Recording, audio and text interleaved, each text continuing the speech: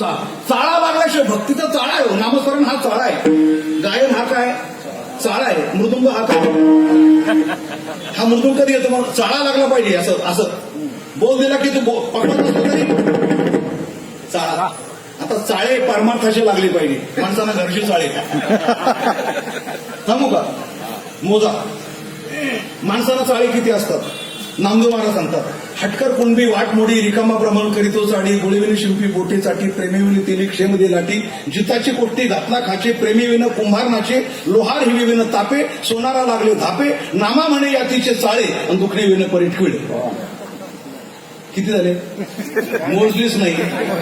हो कसं चाललं 11 चाळे 11. मी ते आता सर्व विस्तार करता येणार नाही मला, पण चाळे हो तुकाराम मला आमचा चाळा आहे. गावानो एक चाळा रे. आमचा चाळा कसा आहे. अरे हा चाळा लागला म्हणून तर जे वेदाला गाता आलं नाही ते आम्ही गायलो, जे शास्त्रांना गाता आलं नाही ते आम्ही गायलो. आणि असे तुकाराम महाराज बोलतात की आपल्याला समजत नाही. वेदाला बोलता येत नाही. तुकाराम महाराज बोलले त्याला म्हणायचं आबोले. बोलो आबोले. एक विलक्षण संपलं. जरा टाळी वाजवा.